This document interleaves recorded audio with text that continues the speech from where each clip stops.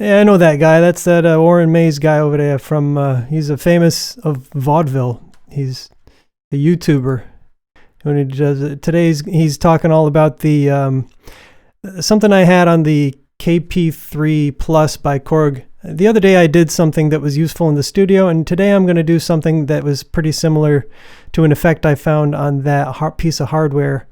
That's not really useful for the studio, but definitely useful for a live performance if you want to map it to if you want to just go ahead and throw the effect chain in your one of your tracks, or go ahead and create a return track and route a certain number of them over to the return track. Feel free to do that.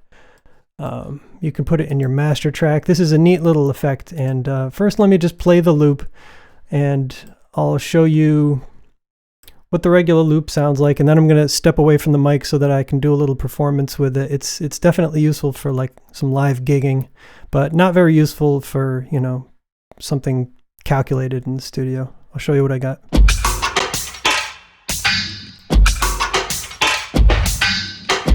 Bear in mind I'm going to be touching the screen with my, I have a touch screen and the mouse is probably going to disappear.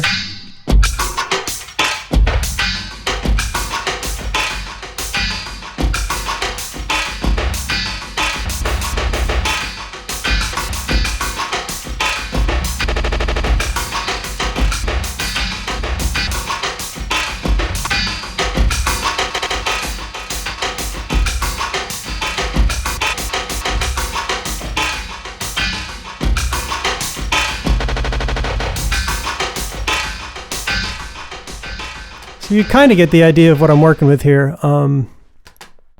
What I did today, I only have 3 things running. 2 of them are delays from within Ableton, and the other is using Guitar Rig 6. I have an instance of the Tractor DJ Controls Beat Masher from back in the day. Still useful stuff. But what I'll start with is the delays. I have just a little kind of grainy delay here tuned to the key of B. It's 32.4 milliseconds.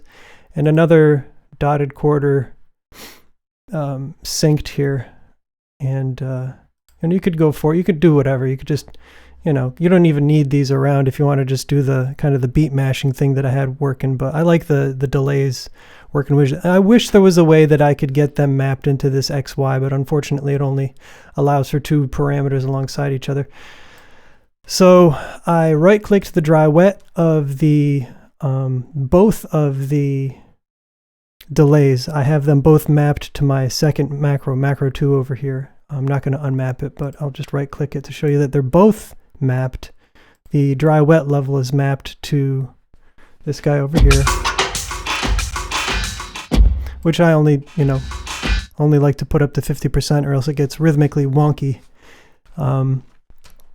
Now I had to map a couple things here, 3 things for the beat masher. One in particular that's kind of tricky and dodgy, and you have to make sure you turn it off and on as you want to use it, or else your mix can actually drop out entirely. Go ahead and click configure.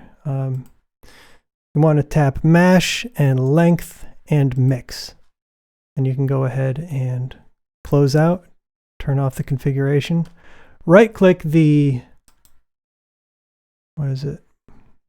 I called it masher on and off. I just renamed it. Right click, rename, do your thing.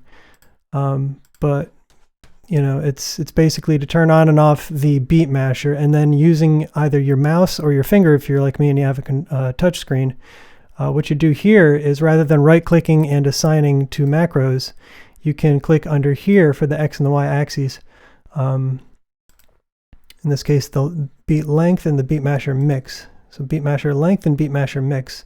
I'm going to play a little loop right here. I'm going to show you that the effect, the beat masher effect, because of the way I have it mapped over the XY, it's gradient in terms of the mix and the effect depending on where you move it. But again, you have to use one hand to turn the masher on, turn it over the, what is it in this case, 127, turn it over the 64, you know, the 64 mark to turn it on, you know, and, you know, delay, dry, wet is optional, but I'll just play it and then I'll put my hands to the task here. Hold on. Notice that as I move it left and right from the bass here, nothing is changing, but as I move it up,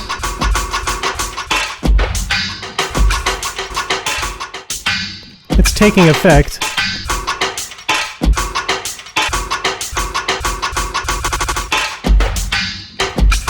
And that's that stuff we're looking for.